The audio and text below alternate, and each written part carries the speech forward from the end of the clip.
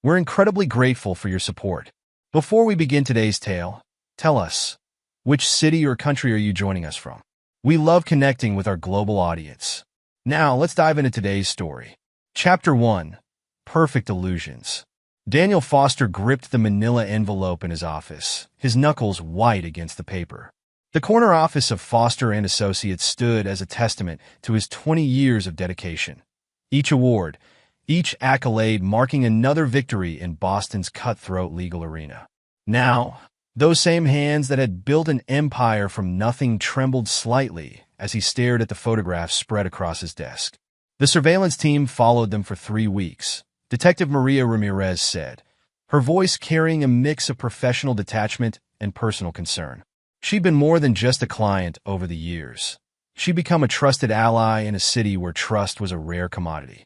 The photos told a story that made his blood boil. Rebecca, his wife of 18 years, entering the private practice of Dr. James Morrison. The timestamps showed visits far too frequent for mere tennis lessons. Then there were the intimate dinners, the stolen touches, the secret meetings at high-end hotels. Tell me everything, Daniel commanded, his voice carrying the same authority that had made him feared in courtrooms across Massachusetts. Maria leaned forward, her experienced detective's eyes studying his reaction. Morrison's got a pattern, Daniel. He's selective, targets successful women, usually through his practice. Your wife isn't his first, and she won't be his last. Daniel cut in, his tone glacial. Continue. He presents himself as the perfect gentleman, educated, cultured, understanding. The kind of man who listens. Maria's disgust was evident. Rebecca started seeing him professionally about 14 months ago. The tennis lessons began 2 months later, a convenient cover for their meetings. Daniel's mind raced through the past year. The subtle changes in Rebecca's behavior, the late-night tennis sessions, the new clothes, the sudden interest in therapy. All the pieces falling into place with devastating clarity. The money? He asked, already knowing the answer. Maria passed him another document. Offshore accounts. She's been systematic about it. Small transfers at first, then larger sums as she grew bolder. $2 million, Daniel. She's been planning this for months. The betrayal cut deep. He remembered the early days. Rebecca working double shifts as a nurse, supporting his dream of starting his own firm. They'd eaten ramen noodles in their tiny apartment, dreaming of the future they'd build together. Now she was dismantling that future piece by piece. There's something else. Maria hesitated, unusual for her. Morrison's been building a narrative. He's been speaking to your colleagues, your friends, even Judge Blackwood. Daniel's jaw clenched. Catherine Blackwood was one of the most respected judges in Boston. Her opinion carried weight. What kind of narrative? He's painting you as controlling, potentially violent, using his professional credentials to give weight to his concerns about Rebecca's safety. Maria's expression darkened. It's calculated, Daniel. They're setting the stage for something bigger. The intercom buzzed, interrupting them. Mr. Foster, your children are here for lunch, his secretary announced. Daniel pressed the button. Send them in? He quickly gathered the photos, sliding them back into the envelope. How much time do I have? Maria stood, understanding the question's deeper meaning. A few weeks, maybe less. They're moving carefully, but they're getting ready to strike.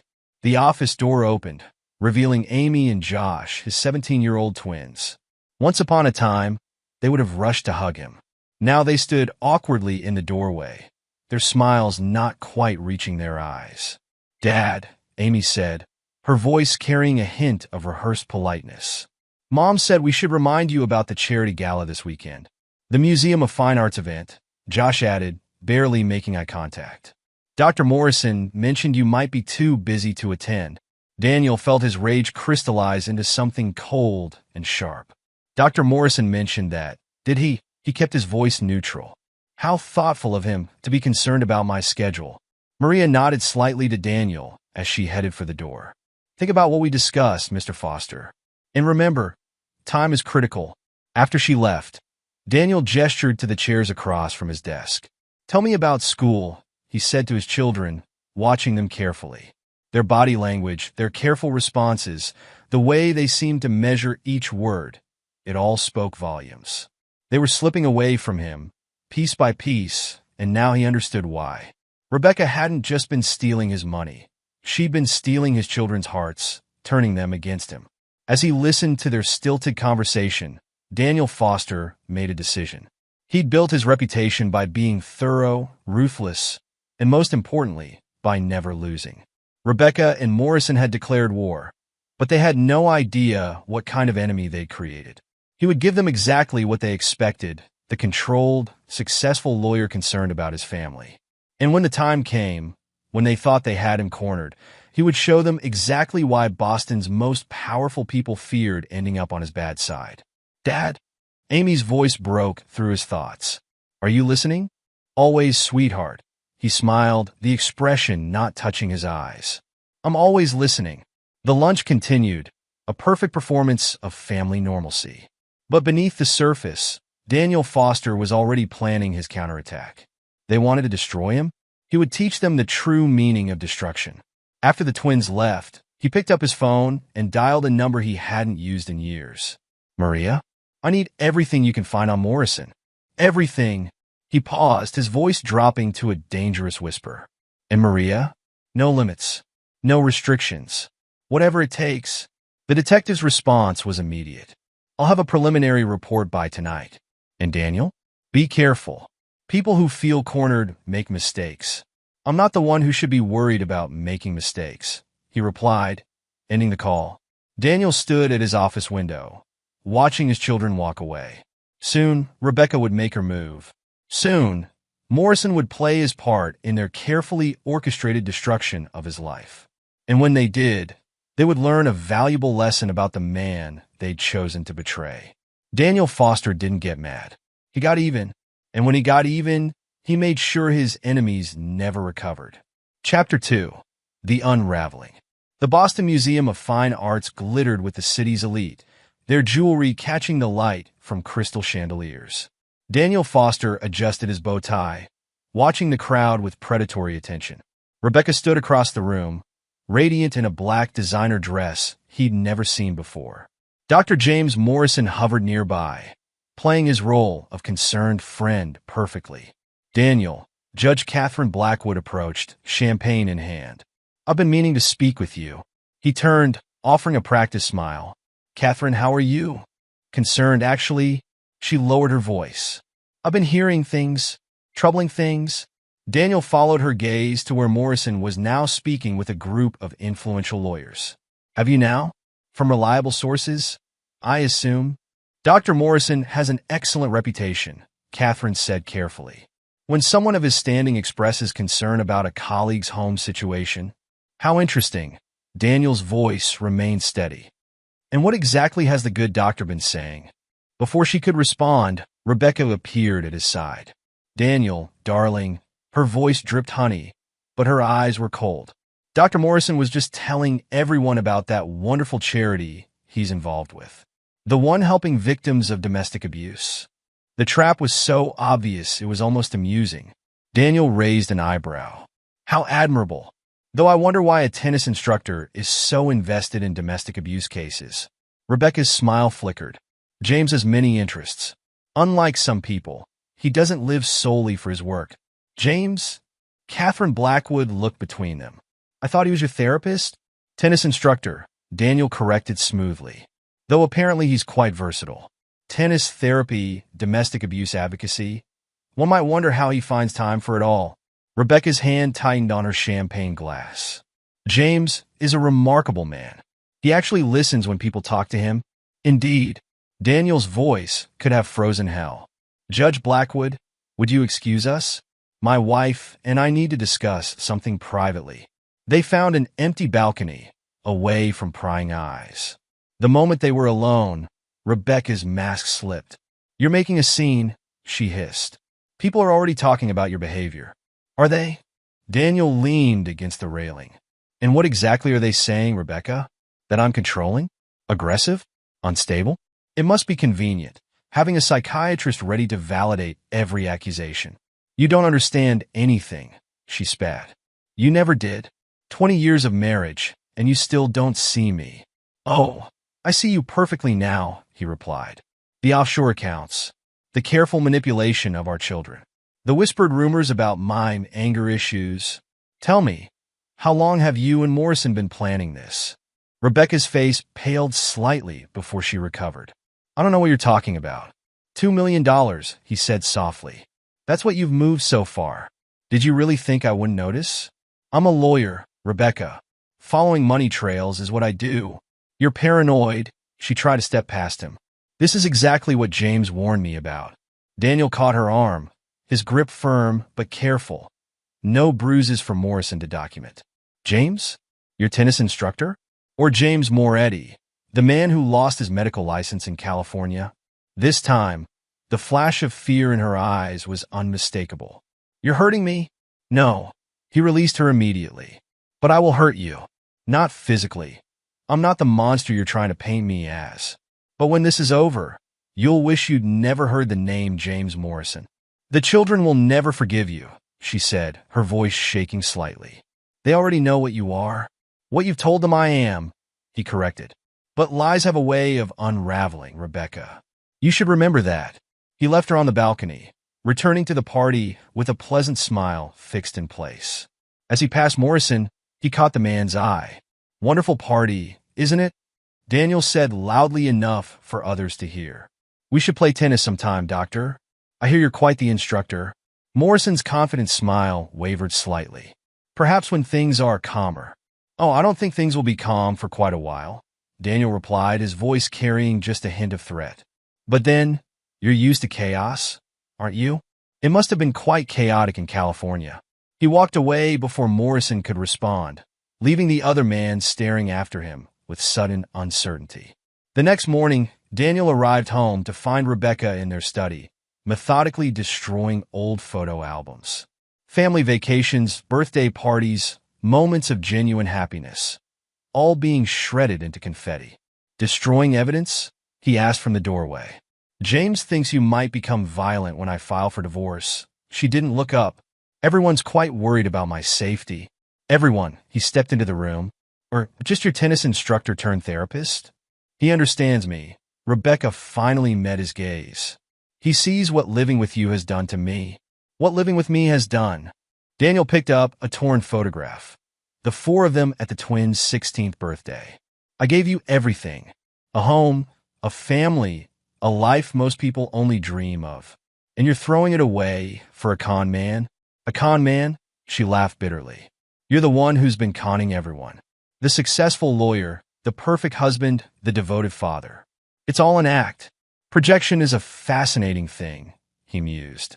Tell me, when did you start believing your own lies? When did you convince yourself I was the villain in your story? You want to talk about lies? Rebecca stood, her hands shaking. How about the lies you told me when we met? About wanting a partner, not just a trophy wife? About building a life together? You built your empire, Daniel. I just happened to be decorative enough to display at parties. Is that what Morrison told you? Daniel's voice was dangerously soft. Did he help you rewrite our entire history? Did he explain how moving $2 million offshore was justified because you felt decorative? You're trying to manipulate me. She backed away. James warned me you'd do this. James seems to warn you about a lot of things. Daniel moved toward the door. I wonder what he warns his other women about. Or did you think you were special? Rebecca's face contorted. Get out. Just get out. This is my house, he reminded her calmly. But don't worry. You'll be leaving soon enough. And when you do, when Morrison has taken everything you stole from me and moved on to his next target, remember this moment. Remember that I tried to warn you. He left her there, surrounded by the shredded remnants of their life together. In his pocket, his phone buzzed with a text from Maria. Found something big. Meet me in an hour. Daniel smiled. The game was entering its final phase, and he was just getting started. Chapter 3, Rock Bottom. The courtroom fell silent as Amy Foster took the stand. Daniel watched his daughter smooth her skirt with trembling hands, her eyes carefully avoiding his. Rebecca sat at the plaintiff's table, the picture of a concerned mother, while Morrison lurked in the gallery, his professional mask firmly in place. Miss Foster, Rebecca's lawyer began, can you describe your father's behavior over the past year? Amy glanced at her mother, then at Morrison, before speaking. He changed. He became unpredictable. Sometimes he'd be fine, but other times, she paused, tears welling up. I started being afraid to be alone with him. Daniel felt each word like a physical blow, but his face remained impassive. Next to him, his lawyer scribbled notes, preparing for cross-examination. "Can you give us specific examples?" the lawyer prompted. "Once, when I got home late from debate practice," Amy's voice shook. "He started yelling about responsibility and respect. He knocked over a lamp. I'd never seen him so angry." The incident she described had never happened. Daniel remembered that night. He'd been working late at the office, dealing with a crucial case. The fabrication was perfect, just detailed enough to be believable while vague enough to be unverifiable. "And how did this make you feel?" "Scared," Amy whispered. "I started making sure Josh was with me whenever I had to talk to him." We both did. In the gallery, Josh sat with his head down, shoulders hunched. He hadn't even agreed to testify. Amy's performance was apparently enough. The questioning continued, each answer more devastating than the last. Daniel recognized Rebecca's coaching in every word, Morrison's psychological manipulation in every carefully crafted response. They'd done their work well. During the brief recess, Daniel stood in the courthouse bathroom, staring at his reflection. The man looking back at him seemed older, harder. His phone buzzed, another text from Maria, "Stay strong. The truth will come out." But would it come out in time? The damage was already extensive. That morning, 3 major clients had pulled their business from his firm. Partners were getting nervous, distancing themselves from the scandal. His reputation, built over decades of hard work, was crumbling. The afternoon session brought Morrison to the stand. The psychiatrist played his role perfectly, presenting himself as a concerned professional who had observed troubling patterns. "In my professional opinion," Morrison testified, adjusting his glasses, "Mr. Foster exhibits classic signs of narcissistic personality disorder with underlying aggressive tendencies." "And how did you come to this conclusion?" Rebecca's lawyer asked. "Through my observations during Mrs. Foster's tennis lessons, and subsequently during our therapeutic sessions." Morrison's voice carried just the right note of clinical concern. The controlling behavior, the financial manipulation, the emotional abuse, it all fits a clear pattern. Daniel's lawyer objected, pointing out that Morrison had never treated Daniel professionally, but the damage was done. The judge's expression said it all. Morrison's reputation and credentials carried weight. The final blow came with the financial disclosure hearing. Rebecca's lawyer presented evidence of Daniel's financial abuse. Joint accounts he'd supposedly controlled, investments he'd allegedly hidden. The irony of Rebecca accusing him of financial manipulation while she sat on offshore millions was almost enough to make him laugh. The judge's ruling was devastating, but not unexpected.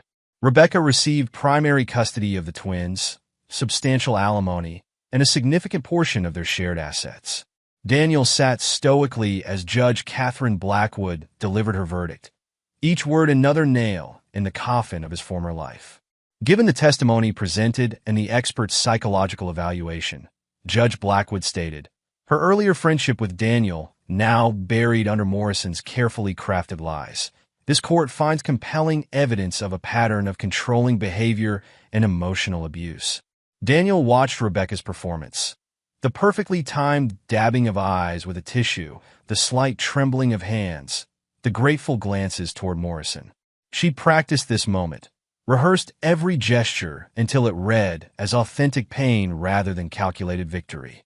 The aftermath was swift and merciless. By evening, 3 more major clients had withdrawn their business. His phone buzzed constantly with partners demanding emergency meetings. The vultures were circling, eager to pick apart the firm he'd built from nothing. In his office, Daniel poured himself a drink as a senior partner, Thomas Chun, delivered the final blow. "The board has called an emergency meeting," Thomas said, unable to meet Daniel's eyes. "Given the publicity, the allegations, they're invoking the morality clause in the partnership agreement." "You mean they want me out?" Daniel's voice was flat. "They're offering a buyout, significantly below market value. But given the circumstances," Thomas shifted uncomfortably. "Daniel, You need to understand, the firm can't survive this kind of publicity. Clients are fleeing. The Bar Association is making noise about an ethics investigation. Daniel swirled the amber liquid in his glass. 20 years, Thomas. I built this firm from nothing. You were there. Remember our first office? That converted storage space on Beacon Street. Times change, Thomas replied softly. People change. The Daniel Foster I knew. The Daniel Foster you knew was a facade. He cut in sharply. A mask I wore to play the game. Well, now the mask is off. After Thomas left, Daniel sat alone in his darkening office. On his desk, a photo lay face down, him and Rebecca at the firm's 20th anniversary celebration, both smiling, both lying. He picked up his phone, scrolling through old messages from his children. The last one from Josh was 3 months old. A terse, can't make it, response to an invitation to their usual weekend basketball game. The drive to his new apartment was a study in loss. He passed their old house, now solely Rebecca's domain, lights blazing as though celebrating his exile. The apartment complex was decent enough. His name still carried enough weight to bypass credit checks, but it was a far cry from the life he'd built. Inside, he poured another drink. The whiskey bottle was running low, matching his spirits. The walls seemed to close in, memories of his children's laughter turning to ash in his mind. How had it come to this? How had he lost everything so completely? His phone buzzed again. Probably another partner jumping ship, or maybe a reporter hungry for comment on his spectacular fall from grace. But the name on the screen made him pause. Maria Ramirez. Found something? Meet tomorrow. Don't give up. Daniel stared at the message for a long moment. The whiskey bottle beckoned, promising oblivion, an escape from the wreckage of his life. It would be so easy to give in, to let the darkness take him. Instead, he set his glass down untouched. Maria had found something, a thread to pull, a crack in Morrison's perfect facade. It wasn't much, but it was enough. Enough to keep him from the edge, enough to kindle the cold fire of revenge that had been building since that first manila envelope. He walked to the window, looking out at the city he'd once commanded. Tomorrow, he would meet with Maria. Tomorrow, he would begin planning his resurrection. But tonight, he allowed himself to feel the full weight of his loss, his children, his wife, his firm, his reputation. He let the pain wash over him, knowing it would soon transmute into something far more dangerous. Rebecca and Morrison thought they'd destroyed Daniel Foster. They thought they'd reduced him to this, a broken man in a bare apartment, stripped of everything that mattered. But they'd made a crucial mistake. They'd left him alive. They'd left him with nothing to lose. In the darkness of his new reality, Daniel Foster made a promise to himself. This wasn't rock bottom. This was merely the foundation upon which he would build his revenge. Chapter 4: Gathering Storm. Daniel Foster's apartment buzzed with tension as Maria Ramirez spread documents across his kitchen table. The space, though modest, had transformed into a war room over the past weeks. Maps, photographs, and financial records covered walls where family pictures once hung. James Morrison is a ghost, Maria said, tapping a California medical license. But James Moretti? He left quite a trail. Daniel leaned forward, examining the document. Tell me. 3 previous marriages, all to wealthy women. Maria pulled out more files. Sarah Henderson, divorced 2015. Patricia Mills, divorced 2018. Elizabeth Chun, divorced 2021. See the pattern? Professional women, substantial assets, Daniel noted, his lawyer's mind cataloging details. What happened to their money? Maria's smile turned predatory. Vanished. Offshore accounts, property transfers, investment schemes. By the time they realized what happened, Morrison, or should I say Moretti, was gone. And the California license? Revoked after a patient's death in 2014. Andrea Torres, 32, successful tech executive. Official ruling was suicide, but Maria paused, pulling out a police report. The investigating officer had doubts. Torres had discovered Moretti's pattern of targeting wealthy patients. She threatened to expose him. Daniel absorbed the information, his expression hardening. The malpractice suits? 5 in total, all settled quietly, with strict confidentiality agreements. Maria passed him another file. But I found something interesting. The settlements were paid through a series of shell companies. The same companies that later received transfers from his ex-wife's accounts. He used their own money to silence his victims. Daniel's voice carried grudging admiration for the scheme's complexity. Clever. That's not all. Maria reached for the final folder. Remember Karen Walsh? Daniel looked up sharply. Karen had been Rebecca's closest friend, until their mysterious falling out 6 months ago. What about her? She came to me yesterday. She's ready to talk. Maria leaned back, watching Daniel's reaction. Seems she caught Morrison making a very interesting phone call. Something about moving the timeline up and making the transfer before anyone notices. Daniel stood, pacing the small space. Karen was Rebecca's confidant. She would have known everything. Better yet, Maria added, she kept records. Texts, emails, recorded conversations. She didn't trust Morrison from the start. Why didn't she come forward during the divorce? Fear. Maria shrugged. Morrison threatened her. Implied her own psychiatric history might become public. But now, she gestured to the evidence spread before them. She's seen enough to know he's going to destroy Rebecca just like the others. Daniel picked up the California license again, studying the man's younger face. The expert testimony he gave in court would be completely inadmissible, Maria finished. He's not licensed in Massachusetts. Never was. He's been practicing illegally for years. A plan began forming in Daniel's mind. We need more. Former patients, staff members, anyone who might have suspected something wasn't right. Already on it, Maria pulled out her phone, showing him a list of names. 3 former receptionists agreed to talk. And 2 patients from his California practice reached out after seeing his name in the Boston papers. Daniel's hand tightened on the edge of the table. Morrison thinks he's destroyed me. That I'm finished. His voice dropped to a dangerous whisper. But he's just given me everything I need to destroy him. What's our next move? First, we verify everything. Documents, witnesses, money trails. I want it all bulletproof. Daniel's legal training took over. Then we start putting pressure points in place. Anonymous tips to the right people. Whispers in the right ears. And Rebecca? Daniel's expression turned cold. Rebecca made her choice. She chose to believe Morrison over 20 years of marriage. She chose to turn our children against me. When Morrison falls, she falls with him. Speaking of the children, Maria hesitated. There might be a way to show them the truth. Morrison's been careless lately. Getting too confident. Explain? He's been seeing another woman. A judge's wife. Maria showed him surveillance photos. Same pattern, private sessions, tennis lessons, secret meetings. But this time we caught it early. Daniel studied the photos, a grim satisfaction settling over him. Perfect. He's already moving on, and Rebecca doesn't even know it. What about your firm? Let them think they've won. Daniel's voice carried absolute certainty. Let them believe Daniel Foster is finished. When the time comes, they'll learn what it means to betray me. The buzz of Daniel's phone interrupted them. A text from Karen Walsh. Need to meet. It's about the children. Morrison's been lying to them too. Daniel showed Maria the message. Set up the meeting. Somewhere private. You think she's reliable? She's afraid, Daniel replied. Fear makes people reliable. And if she's lying, his voice hardened. She'll learn what happens to people who cross me.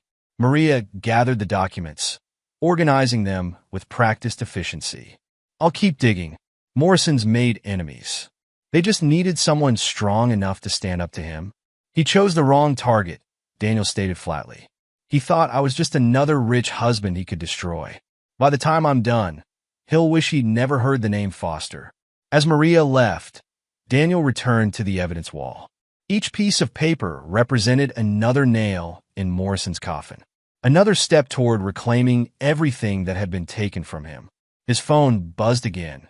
An email from Thomas Chun, his former partner. Daniel, the board is reconsidering their position. Call me? Daniel smiled. The whispers were already starting. The storm he'd been gathering was about to break, and no one, not Morrison, not Rebecca, not even his own partners, was prepared for the devastation it would bring. Chapter 5, The Alliance. The Bar Association meeting hummed with pretentious conversation and barely concealed ambition. Daniel stood near the entrance, noting how his former colleagues now avoided his gaze. All except one. Sophia Richardson approached him directly, her confidence unmistakable. Tom had been kind to his high school sweetheart, her dark hair now streaked with silver, her face lined with experience rather than age. "Daniel Foster," she said, extending her hand. "Still fighting the good fight?" "Sophia." He clasped her hand, remembering their shared past. "I heard you were back in Boston. Forensic accounting now." Among other things, her smile held a hint of steel. "Buy me coffee? We should talk about your wife's financial activities." They found a quiet corner in an upscale cafe, away from prying ears. Sophia spread printouts across the table, her expertise evident in each precise movement. "Rebecca's money transfers?" She tapped one document. "Amateur hour. She's working with someone who thinks offshore accounts still mean the Cayman Islands." Daniel leaned forward. "Tell me, shell companies, wire transfers, all traceable." Sophia's fingers traced the paper trail. "Your wife's been sloppy, but her partner, he's used these same structures before." "Morrison." "James Moretti," Sophia corrected, pulling out more documents. "I recognize the pattern. My ex-husband lost everything to someone using the same methods. Different name, same game." Understanding dawned. "That's why you approached me." "Partially," she admitted. "But mostly because I remember who you were, Daniel. The boy who refused to lose, who turned down Harvard Law's full scholarship because Boston University offered better trial advocacy programs. That boy grew up," Daniel's voice carried years of hard lessons, "into exactly the man I expected," Sophia replied. "Someone who doesn't break when hit. Someone who hits back harder." She pulled out another file, this one thicker than the others. "Morrison's financial history is fascinating. Each ex-wife's assets followed the same path. Transferred through series of front companies, then disappeared into private accounts. But he made mistakes. Got greedy. Show me." "Here," she pointed to a transaction record. "He used the same bank in Singapore for 3 different transfers. Different company names, same routing numbers. Amateur mistake." Daniel studied the documents, his legal mind connecting dots. "Can you trace the money?" "Already did." Sophia's smile turned predatory. "Your wife's $2 million? Half of it's already moving into Morrison's personal accounts. He's not even waiting for the divorce to be final. Rebecca doesn't know. She thinks the money's safe in their joint holdings. Morrison convinced her it was necessary to protect their future." Sophia's laugh held no humor. "Same line he fed all the others." Daniel sat back, watching Sophia work. She had always been brilliant, even in high school. Now that brilliance was honed by experience and hardened by betrayal. "Why are you really helping me, Sophia?" She met his gaze directly. "Because men like Morrison, like my ex-husband, they think they're untouchable. They think money and charm make them invincible." Her voice hardened. "I want to prove them wrong." "It won't be easy," Daniel warned. "Morrison has influence. Connections." "So do we," Sophia countered. "Your legal expertise, my financial forensics, Maria's investigative skills. We're not exactly helpless." She pulled out one final document. "There's something else. Morrison's been making regular payments to someone inside the Massachusetts Medical Board. That's how he's avoided detection so long." Daniel's expression sharpened. "Names?" "Better." Sophia handed him a USB drive. "Account numbers, dates, amounts. Everything needed to prove corruption." "This is dynamite." Daniel pocketed the drive. "If this gets out." "When it gets out," Sophia corrected. "Timing is everything. We release this right as the other pieces fall into place." "Morrison loses his protection," Daniel finished. "The board will have to investigate to save themselves." "Exactly. But there's more." Sophia hesitated. "Your children?" "Morrison's been manipulating them directly. Not just through Rebecca." Daniel's hands clenched. "Explain." "He's been conducting unauthorized therapy sessions, using techniques banned by the APA for being potentially traumatic to adolescents. I found billing records, session notes. He's been experimenting on my children." Daniel's voice could have frozen fire. "Testing new manipulation methods," Sophia confirmed. "The notes are disturbing. He sees them as case studies in parental alienation." Daniel stood abruptly, his control threatening to snap. Sophia caught his arm. Wait, we do this right. We destroy him completely. Rush it, he might slip away. He forced himself to sit. What's our next move? First, we document everything. Build an airtight case. Sophia's professional mask slipped, showing her own anger. Then we take it all. The financial fraud, the medical board corruption, the unauthorized practices. We create a tsunami. He can't escape. And Rebecca? Sophia's expression hardened. She made her choices. The evidence shows she was a willing participant, not a victim. When Morrison falls, she falls with him. They spent hours planning, plotting each move. As night fell, Sophia gathered her documents. Daniel, she paused. Remember that debate tournament senior year? When everyone said you couldn't win? He nodded, remembering the competition that had helped launch his legal career. You didn't just win. You destroyed the opposition, so completely they quit debate. Sophia's smile held fierce approval. That's the Daniel Foster I remember. That's the Daniel Foster Morrison should have feared. As she left, Daniel's phone lit up with a message from Maria. Meeting set with Karen Walsh. Tomorrow, 10 a.m. You need to see what she has. The pieces were falling into place. Morrison had built his empire on lies, charm, and stolen money. Now that empire would crumble, brick by brick, destroyed by the very skills that had built Daniel's success. Chapter 6, Counterstrike. The medical board's anonymous tip line received the first document at exactly 9 a.m. By 9:15, 3 major Boston newspapers had copies of James Morrison's California license revocation. At 9:30, evidence of his fraudulent Massachusetts credentials hit social media. Daniel watched from his temporary office as the storm broke. Karen Walsh had proven to be a gold mine of information, her meticulous record-keeping driven by a mixture of suspicion and self-preservation. The phones haven't stopped ringing, Maria reported, entering with fresh coffee. 3 more of Morrison's former patients came forward. 2 from California, 1 from Chicago. Same pattern.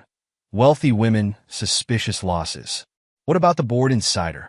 Rolled over the moment we presented the evidence.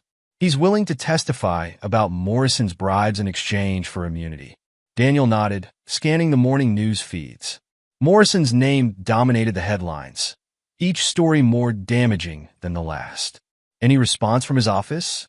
Closed for personal emergency. Maria's smile held satisfaction. But our surveillance shows he's been making calls all morning. Lots of calls. The intercom buzzed. Mr. Foster? Judge Blackwood is here. Daniel straightened his tie. Show her in.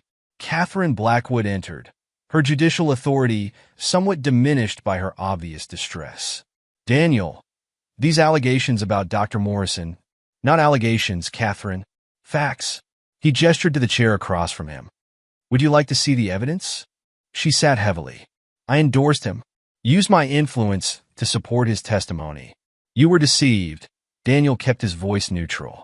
Like many others, the divorce ruling, she began, was based on fraudulent expert testimony, Daniel finished. From a man practicing medicine without a license, using credentials he purchased through bribes. He slid a file across the desk. This contains everything: the California license revocation, the death of Andrea Torres, the pattern of targeting wealthy women. You'll want to review it before the press starts asking questions about your role in all this. Catherine's hand trembled slightly as she opened the file. My God, the therapy sessions with your children were illegal and unauthorized. Daniel's voice turned dangerous. He manipulated them, Catherine. Used techniques banned for being psychologically damaging to minors. I'll need to recuse myself, she said, reading further. And issue a statement. Of course, Daniel agreed smoothly. Your public apology, acknowledging you were deceived by Morrison's credentials, would carry significant weight. She looked up sharply. You planned this? I planned justice, he corrected. Morrison destroyed lives, Catherine. Not just mine. Ask his former wives. Ask Andrea Torres's family. As if on cue, his phone buzzed with a news alert. Another former patient had come forward, this one armed with recordings of Morrison discussing his financial schemes. It's going to get worse, isn't it? Catherine asked. Much worse, Daniel confirmed. By the end of the day, The FBI will receive evidence of money laundering through interstate wire transfers. The DEA will get proof he prescribed controlled substances without a valid license. And Rebecca? Daniel's expression hardened. Rebecca made her choices. The evidence shows she was a willing participant in the fraud. Catherine stood, clutching the file. I'll issue my statement this afternoon. And Daniel, I'm sorry. About the divorce ruling. Actions have consequences, he replied simply. Morrison learned that today. Others will learn it soon. After she left, Sophia arrived with fresh financial data. Morrison's trying to move money, she reported. His accounts are frozen faster than he can open them. What about Rebecca's offshore accounts? Already flagged for suspicious activity. She tried to access them this morning, denied. Daniel's phone buzzed again. A text from Josh. Dad, we need to talk. About Dr. Morrison. The children are figuring it out. He showed Sophia the message. Morrison's manipulation is unraveling. Good timing, she replied. We just found his notes about their therapy sessions. Amy's going to want to see these. The day continued, each hour bringing new revelations. Morrison's carefully constructed facade crumbled under the weight of evidence, witness testimony, and documented fraud. By evening, the FBI had opened a formal investigation. Morrison's office was sealed, his records seized. Former patients were speaking to reporters, sharing stories of manipulation and financial ruin. Daniel received another text, this one from Thomas Chun. Emergency board meeting tomorrow. We need to discuss your return. They're running scared, Maria observed, bringing more files. Your former partners see which way the wind's blowing. Let them wait, Daniel replied. First, we finish Morrison. The final piece fell into place at midnight. An anonymous source provided Boston's largest newspaper with evidence of Morrison's affair with Judge Harriet Maxwell's wife. The photos, text messages, and bank transfers painted a familiar pattern. Morrison had already begun isolating Sarah Maxwell from her family and friends. This ends his influence in the courts, Maria noted, reviewing the evidence before it went to press. Judge Maxwell sits on the medical licensing board. Daniel's phone rang, Amy's number flashing on the screen. His daughter's voice trembled with a mixture of confusion and anger. Dad? I found something in Dr. Morrison's office. During my last session, she paused. There are files about us. About me and Josh. Notes about something called induced trauma response. Where are you now? Daniel kept his voice steady. Home. Mom's not here. She's been at Dr. Morrison's office all day, trying to... Amy's voice broke. Dad, did he really lose his license in California? After a patient died? Come to my office, Daniel said firmly. Bring Josh. There are things you both need to see. Within an hour, his children sat before him, looking far younger than their 17 years. Daniel placed Morrison's therapy notes on the desk between them. He was experimenting on you, Daniel explained, his control ironclad, using banned psychological techniques to turn you against me. These are his session notes. Josh picked up a page, his hand shaking. Subject shows increasing response to negative paternal associations, he read. Implanted memories taking hold. He looked up at his father. He made us think. He manipulated you. Daniel kept his voice gentle. Both of you. It's a technique called forced memory implantation. It's illegal in therapeutic practice. Amy was reading another document. The lamp. She whispered. The night I testified about you breaking the lamp. It never happened, did it? No, Daniel confirmed. Morrison helped you construct that memory. He did the same thing to his patients in California. Mom knew? Josh asked, his voice hard. Daniel slid another file forward. Rebecca's emails to Morrison, planning their sessions. She approved the treatments. The twins absorbed this in silence. Finally, Amy spoke. What happens now? Now, Daniel stood, moving to the window. Morrison faces the consequences of his actions. The FBI is investigating him for fraud. The DEA for prescribing medications without a license. His former patients are filing lawsuits. And Mom? Josh's question cut like a blade. Your mother made her choices. Daniel's voice carried finality. She chose to believe Morrison. Chose to help him manipulate you. Chose to steal and hide money. Those choices have consequences. Amy wiped tears from her face. All those things I said in court, I really believe them. That wasn't your fault, Daniel assured her. Morrison is skilled at what he does. He's done this before, to other families. Josh stood abruptly. I want to make a new statement. To the court. Tell them the truth. Me too, Amy added firmly. Daniel nodded. When you're ready. But first, I want you both to meet with legitimate therapists, specialists in dealing with this kind of manipulation. Their discussion was interrupted by Maria's arrival. It's done, she announced. The story breaks in tomorrow's paper.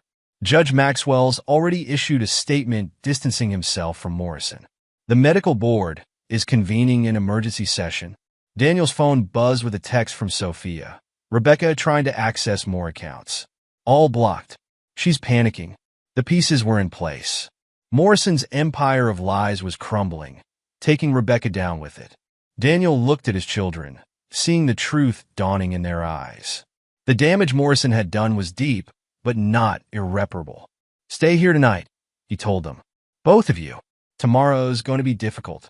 After they left with Maria to get their things, Daniel stood in his office, surveying the evidence of Morrison's destruction.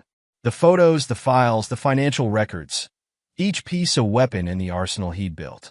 Sophia found him there, working late into the night. The morning papers will destroy him, she said softly. Are you ready for what comes next? Daniel turned to her, his expression resolute. I've been ready since the day he took my children from me. His phone lit up with one final message from Rebecca. We need to talk. Please. James is acting strange. I'm scared. Daniel didn't reply. Let her be scared. Let her feel a fraction of what he'd felt when she'd turned their children against him. Tomorrow would bring the reckoning she'd earned. As midnight approached, Boston slept, unaware of the storm about to break. In his office, Daniel Foster prepared for the next phase of his plan. Morrison had started this war, but Daniel would end it. And when the dust settled, everyone would understand the price of betraying Daniel Foster. Chapter 7. The Fall of House Morrison. The morning news blasted across Boston like a shockwave. Prominent psychiatrist James Morrison exposed as fraud. Daniel Foster watched the coverage from his office, his expression revealing nothing as Morrison's empire crumbled in real time. The FBI just raided his office, Maria reported, striding in with fresh intel. They found everything: fake credentials, illegal prescriptions, financial records. He tried deleting files, but our tech team already had copies. What about his escape plan? Maria's smile turned predatory. The private jet he booked to Brazil? Grounded. Anonymous tip to the FBI about potential flight risk. They're watching airports, train stations, and his yacht. Daniel's phone buzzed, Rebecca calling for the 5th time that morning. He ignored it, focusing instead on the live news feed, showing FBI agents carrying boxes from Morrison's practice. Sir, his secretary's voice came through the intercom. Dr. Morrison's wife is here. Sarah Maxwell. Send her in. Sarah Maxwell entered, her usual judicial composure shattered. You knew, she accused. You knew what he was planning. I tried to warn you, Daniel replied calmly. 3 weeks ago, when I showed you the evidence of his previous marriages, you chose not to believe me. He said you were bitter, trying to destroy him out of revenge. She sank into a chair. I gave him access to my accounts. $10 million, Mr. Foster. My entire inheritance. The money's already frozen, he informed her. Sophia tracked it to an account in Singapore. You'll get it back. Why? Sarah's voice cracked. Why help me when I didn't believe you? Because Morrison doesn't get to win. Not with you. Not with anyone else. Daniel's tone carried absolute finality. Not anymore. His phone buzzed again. This time a text from Josh. Dad, Mom's trying to access the house safe. Says she needs documents. She's looking for leverage, Maria noted. Something to trade? She won't find it, Daniel replied. Everything she thinks is important was replaced months ago. The real documents are secure. The office TV showed new footage. Morrison being led from his home in handcuffs, his practice charm cracking as reporters shouted questions. Mr. Morrison, is it true you're not licensed to practice? What about Andrea Torres's death in California? Did you deliberately target wealthy women? Are the allegations about illegal prescriptions true? Morrison's face contorted with rage as he was pushed into an FBI vehicle. The mask of sophisticated professionalism finally shattered completely. "You're doing?" Maria asked. "The reporters received anonymous packets this morning," Daniel confirmed. "Complete dossiers on each victim, including Sarah. They'll be busy for months." His phone lit up with another call, Judge Catherine Blackwood. "Daniel? I've just issued a statement recusing myself from all cases involving Morrison and formally withdrawing my endorsement. The Bar Association wants to meet. Send them to my office," he instructed. "I have something they need to see." The day unfolded like a perfectly orchestrated symphony of destruction. Each hour brought new revelations, each one carefully timed for maximum impact. Breaking news. Dr. James Morrison's real identity revealed. James Moretti, failed California psychiatrist. Multiple victims come forward in Morrison fraud case. Medical board launches emergency investigation. FBI probes Morrison's interstate financial crimes. Rebecca's desperate calls continued until mid-afternoon when she finally appeared at his office unannounced. "You have to help me," she demanded, her designer outfit wrinkled, her composure cracking. "James is saying I knew everything. He's lying." Daniel regarded her silently, remembering the woman who had once worked double shifts to support his dreams. That woman was gone, replaced by this desperate stranger. "The offshore accounts are frozen," he said finally. "The ones you thought were secret?" Morrison already transferred half the money to his personal holdings. "The rest is evidence in a federal investigation." "You don't understand." Rebecca's voice rose. "He has documents, things I signed." "Of course he does. That was always his plan. Build evidence against you while stealing your money." Daniel's smile held no warmth. "Ask his previous wives. They'll tell you exactly how it works." "I'll lose everything," she whispered. "Yes," he agreed. "You will. The house, the money, your freedom when the tax evasion charges hit. But most importantly, you'll lose the children. They won't believe his lies about me." Rebecca straightened, finding a last shred of defiance. "They already know the truth. About the therapy sessions, the manipulation, your role in all of it." Daniel stood, his height suddenly imposing. "They found Morrison's notes, Rebecca, about the induced trauma response techniques he used on them. With your written approval." The color drained from her face. "That's not. I didn't know." "You knew exactly what you were doing. You helped him turn our children against me. Made them believe lies about their father." His voice dropped to a dangerous whisper. "That's something I'll never forgive. What are you going to do to me?" "Nothing," Daniel replied. "I don't have to do anything. Morrison will destroy you himself when he realizes there's no escape. He'll trade everything he knows about you for a lighter sentence. The evidence will do the rest." As if on cue, his phone buzzed with breaking news.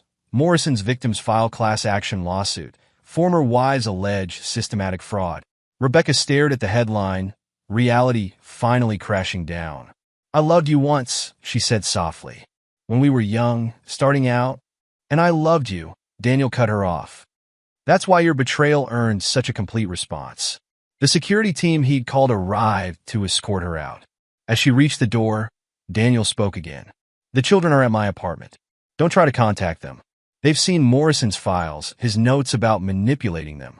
Let them process their anger without your interference." After she left, Maria returned with updates.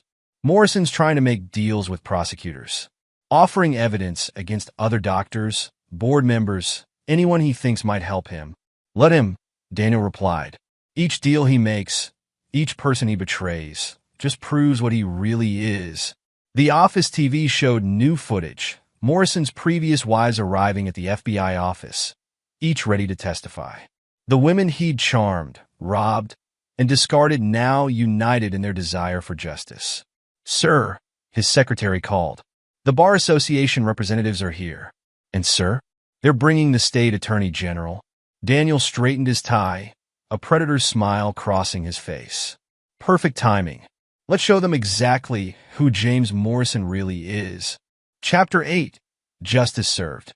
The federal courthouse buzzed with anticipation as Morrison's arraignment approached.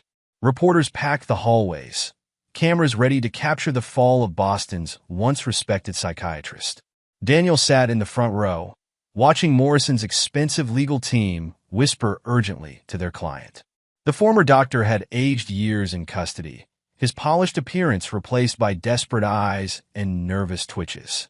The prosecution has 97 witnesses, Maria murmured beside him. Former patients, ex-wives, hospital staff from California. They're saying it's the largest fraud case they've seen in decades. Judge Maxwell entered, his expression stern. The sight of his former friend in the defendant's box didn't soften his demeanor. If anything, it hardened it. James Morrison, you stand accused of multiple federal charges, including wire fraud, identity theft, practicing medicine without a license, and conspiracy to commit financial crimes. How do you plead? Morrison's lawyer stood. Your Honor, my client wishes to cooperate fully with the investigation. We have information about other parties involved. That wasn't the question. Judge Maxwell cut in sharply. How does your client plead? Guilty, Your Honor. Morrison's voice cracked. With the understanding that my cooperation will be considered in sentencing. The courtroom erupted in whispers. Daniel watched Rebecca, seated far from Morrison, crumple in her seat. Order, Maxwell demanded. Mr. Morrison, you understand that by pleading guilty, you admit to defrauding multiple victims across state lines? To practicing medicine without a license? To prescribing controlled substances illegally? Yes, Your Honor. And you're prepared to provide evidence against all co-conspirators? Including Mrs. Foster? Morrison glanced at Rebecca, then at his lawyers. Yes, Your Honor. I have documentation of all transactions, all planning sessions. Mrs. Foster was fully aware of our activities. Rebecca's cry of betrayal echoed through the courtroom. Daniel didn't turn to look at her. The proceedings continued, each charge detailed for the record. Morrison's crimes spanned decades, states, countless victims. The prosecution presented evidence of therapeutic abuse, financial manipulation, and calculated destruction of families. During a recess, Judge Catherine Blackwood approached Daniel. The Bar Association has formally apologized for accepting Morrison's testimony without proper verification. They want to make it public. Of course they do. Daniel's voice held cold amusement. Their reputation is at stake now. Did you tell them about the board member who accepted bribes? They're handling it internally, Catherine replied. There will be resignations, investigations. Am I firm? The partners want you back. After how you handled this, your reputation is stronger than ever. Daniel's phone buzzed, a message from Amy. Dad, can we talk about Mom? About what happens next? He showed the message to Catherine. The children are the real victims here. Morrison used them as weapons, and their mother let him do it. The therapy records? Catherine shuddered. I've never seen anything like it. Deliberate psychological manipulation of minors. Added to his charges, Daniel instructed. Make sure it's public. Other families need to know what he did. The afternoon session brought Rebecca's arraignment. She entered alone. No lawyer would risk their reputation defending her after Morrison's testimony. Mrs. Foster, Judge Maxwell began, you are charged with conspiracy to commit fraud, tax evasion, and accessory to practicing medicine without a license. How do you plead? Rebecca stood, her designer clothes hanging loose on her frame. Not guilty, Your Honor.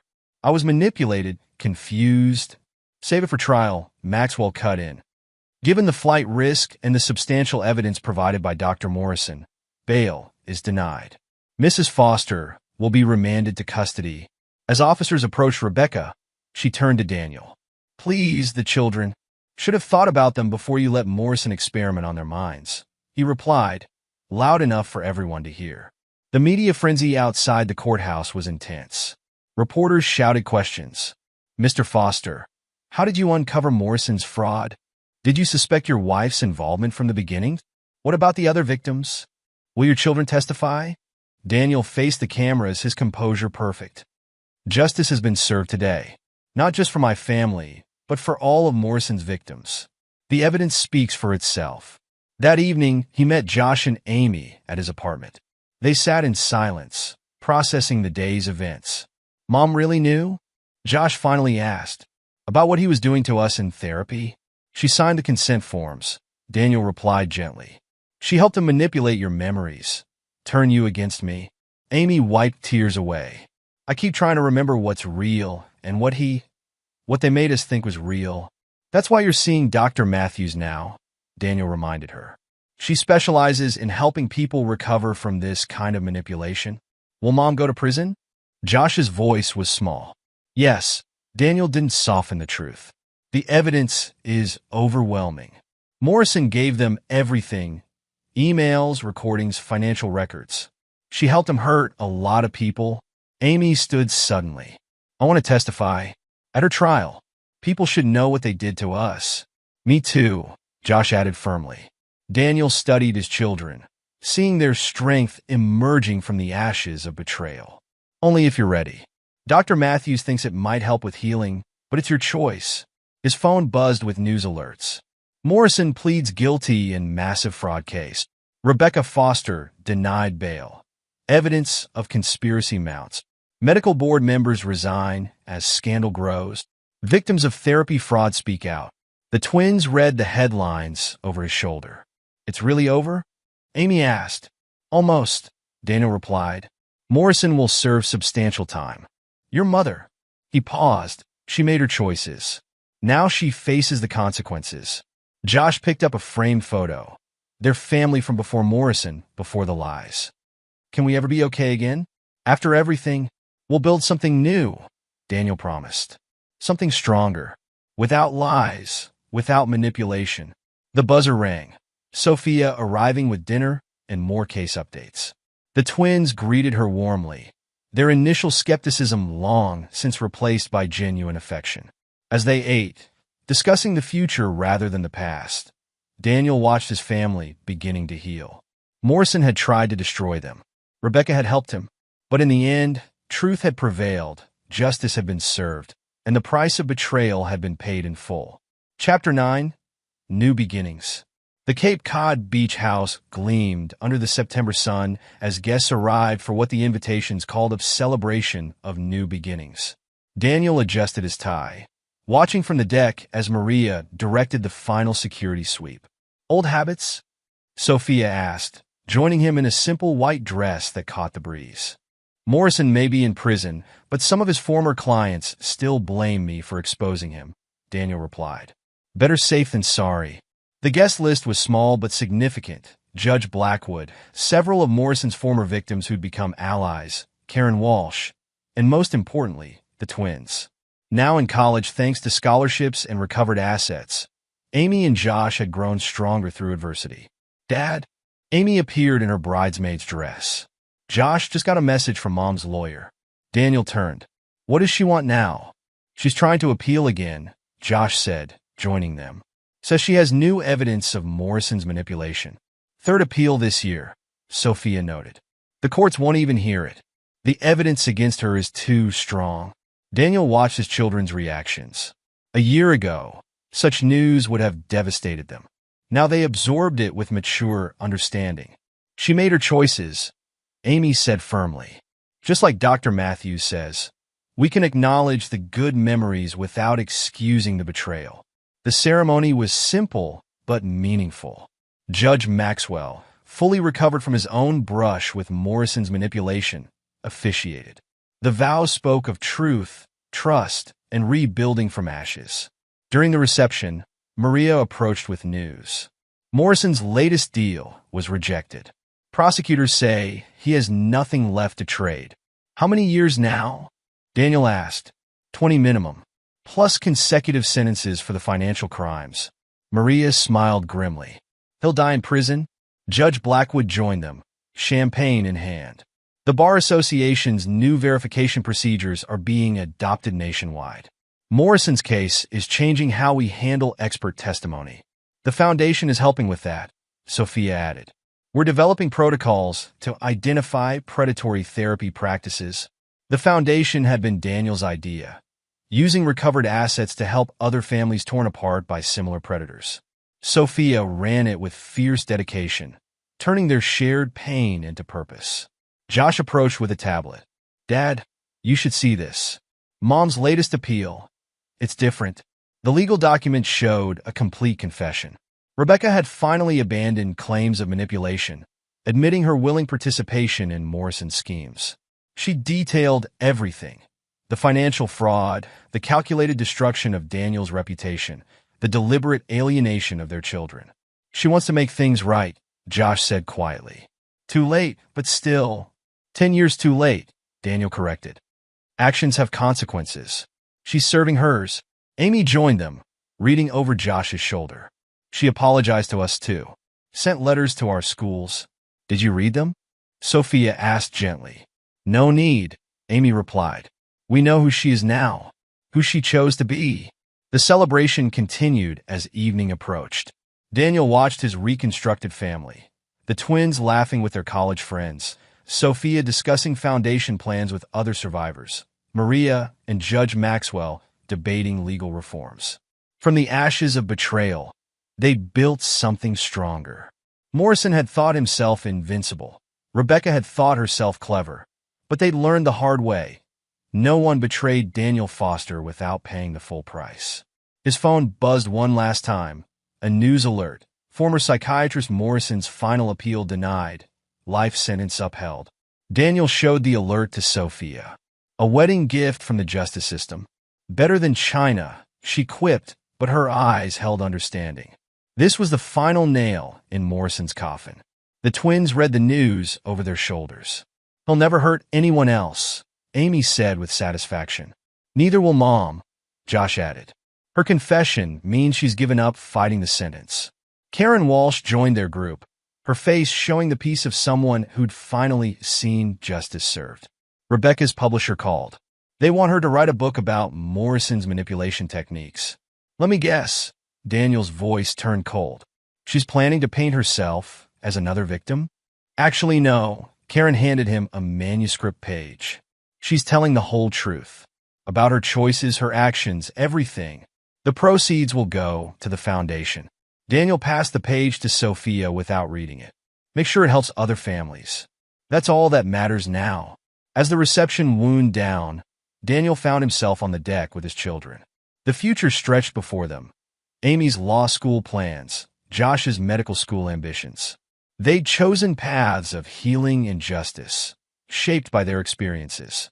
You know, Amy said thoughtfully, in Dr. Matthews' therapy group, they talk about forgiveness, about letting go of anger. Daniel studied his daughter. And what do you think about that? I think, she replied carefully, that some actions don't deserve forgiveness. Understanding, maybe, but not forgiveness. Mom made her choices, Josh agreed. Morrison offered a path, but she chose to take it. To help him hurt us? Daniel nodded, proud of their clarity. Sometimes justice is more important than forgiveness. Sometimes holding people accountable is the only way to prevent more victims. Sophia called them inside for the final traditions. As they cut the cake, surrounded by survivors turned allies, Daniel reflected on the journey. He'd lost everything, his marriage, his children's trust, his reputation, but he'd rebuilt something stronger from the ruins. The foundation would protect other families. The legal reforms would prevent other Morrisons from practicing. His children had emerged stronger, wiser, ready to make their own marks on the world. Rebecca would serve her time, Morrison would die in prison, and their victims would heal. The price of betrayal had been paid in full, extracted by a man who'd turned loss into strength and vengeance into justice. Later that night, in their beachfront suite, Sophia showed Daniel the latest foundation report. 10 families saved this month. Morrison's techniques identified in 3 states. We're making a difference? Good, he replied simply. The man who'd lost everything had become a shield for others, turning personal vengeance into societal protection. A text from Maria lit up his phone. Rebecca's confession hits papers tomorrow. Your comment. Daniel typed his response. No comment needed. The truth speaks for itself. He looked out at the ocean, Sophia warm beside him, knowing his children slept safely nearby. Morrison had thought he could destroy Daniel Foster. Rebecca had thought she could remake him as a villain. Instead, they created something far more dangerous. A man with nothing left to lose and the skills to make them pay. In the end, justice had been served, not just for him, but for all their victims. The price of betrayal had been paid, and Daniel Foster's revenge had become a legacy of protection for others. The story would be told, not as one of victimhood, but of ruthless justice. Of a man who'd turned personal destruction into a weapon against predators. Of a family rebuilt stronger in the fires of betrayal. And somewhere in a federal prison, James Morrison would read about the wedding, about the foundation, about his techniques being exposed nationwide. And no, he'd chosen the wrong man to destroy. He'd created his own destruction by targeting Daniel Foster. The price of betrayal was always paid in full. Daniel Foster made sure of that. Epilogue, 10 years later. Daniel Foster stood at the podium of Harvard Law School's largest auditorium, addressing a packed crowd of law students and practicing attorneys. At 55, his presence commanded even more respect than in his younger years, his reputation now legendary in legal circles. The Morrison case changed how we view expert testimony, he explained, his voice carrying to the back rows. But more importantly, it exposed a fundamental flaw in our system's ability to protect vulnerable families. The Foster Richardson Foundation's annual conference had become the premier event for professionals dealing with psychological manipulation and fraud.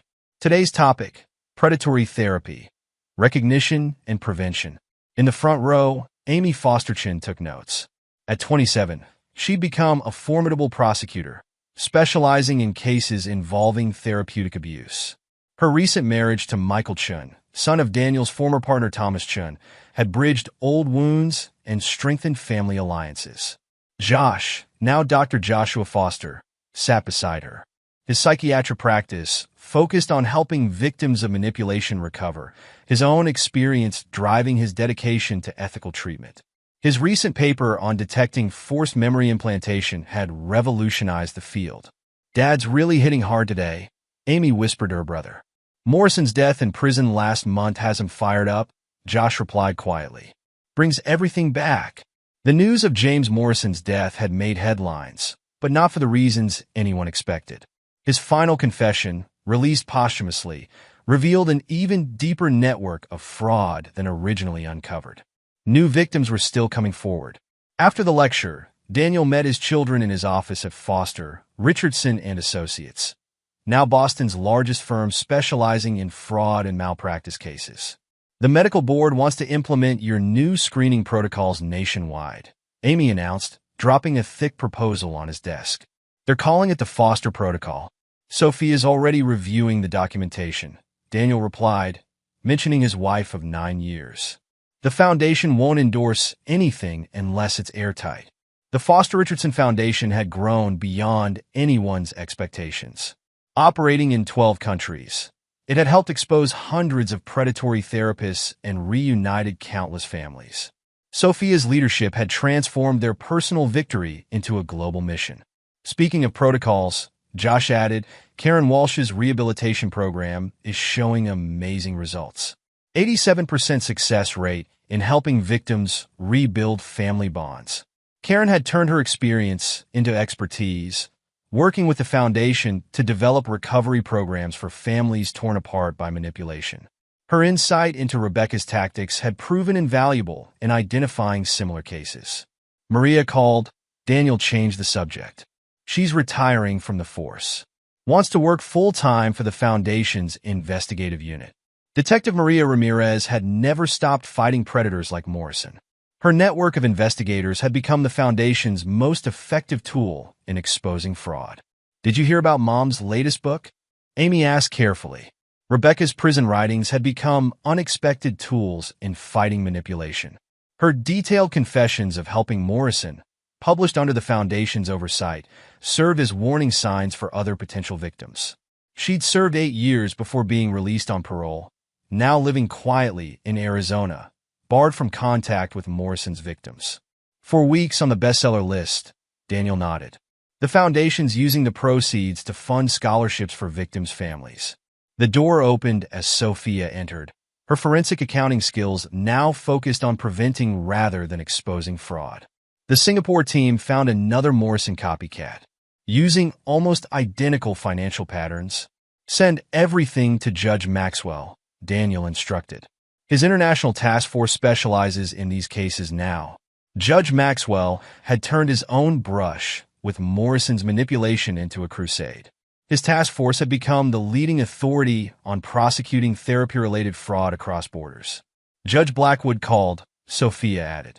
The Bar Association wants you to head the new ethics committee. Catherine Blackwood had retired from the bench, but remained active in legal reform. Her public acknowledgement of Morrison's manipulation had inspired other judges to examine their own biases. Thomas Chin's firm wants to partner on the West Coast expansion, Amy mentioned. Michael says his father feels it's time to fully reconcile. Daniel considered this. Thomas's initial abandonment during the Morrison crisis had cut deep, but time and truth had healed many wounds. Set up the meeting. Josh checked his phone. My evening group therapy session includes 3 former Morrison victims. They specifically requested the Foundation's program. How are they progressing? Sophia asked. Better, since Rebecca's latest book came out. Seeing her admit everything, explain how she helped Morrison manipulate people. It helps them understand they're not alone. Daniel moved to the window, studying the city he'd nearly lost. Foster Tower now dominated the Boston skyline, housing both the firm and the Foundation. A visible reminder that truth, though delayed, ultimately prevails. The Thompson case files are ready for review, Sophia said, referring to their latest investigation. Same pattern. Respected therapist, wealthy clients, suspicious financial transfers. Another Morrison wannabe? Amy asked. They never learn. Daniel's voice carried the same steel that had brought down Morrison. Send me everything. These predators think Morrison's techniques died with him. That's why the Foundation matters, Josh noted. We're not just fighting individual cases anymore. We're changing the whole system. The Foster Protocol had already prevented dozens of potential Morrison-style predators from obtaining licenses. The Foundation's financial tracking systems flagged suspicious patterns before victims lost everything. The healing programs helped families rebuild. Michael wants to join the Foundation's legal team, Amy mentioned. Says corporate law feels empty after seeing our work. Daniel nodded approval. The Foundation attracted the best talent, professionals who understood the importance of their mission. Many, like Michael, had witnessed the damage predatory therapy could cause. Governor's office called. Sophia checked her messages. They want to make the Foster Protocol state law. Required screening for all mental health professionals. Draft the proposal, Daniel instructed. Get Judge Blackwood's input on the legal framework. A notification lit up all their phones simultaneously. Breaking news about Morrison's posthumous confession, triggering new investigations. 3 more therapists exposed, Amy read. All using Morrison's techniques. All targeting wealthy families. The Foundation's hotline is lighting up, Sophia added. Victims recognizing the pattern from Rebecca's books.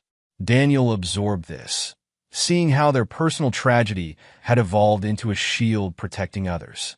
Morrison had tried to destroy him, but had instead created something far more powerful, a network dedicated to preventing similar destruction.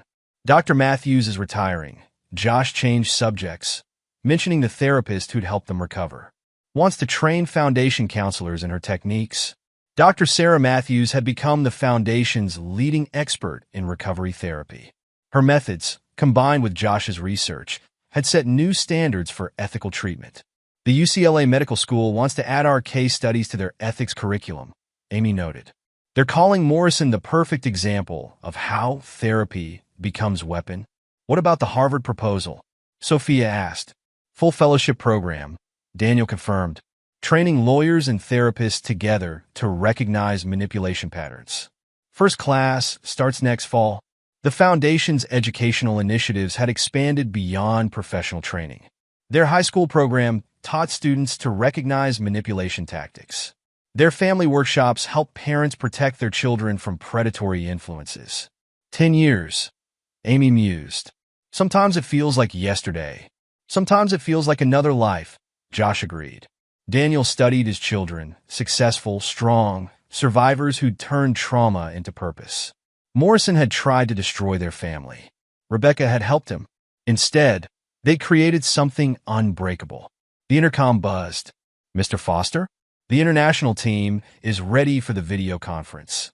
Singapore branch has updates on the Thompson investigation.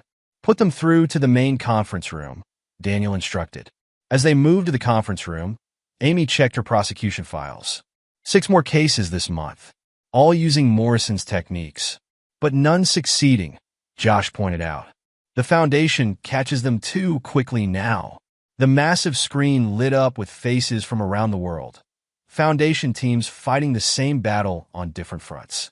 Daniel surveyed them with satisfaction.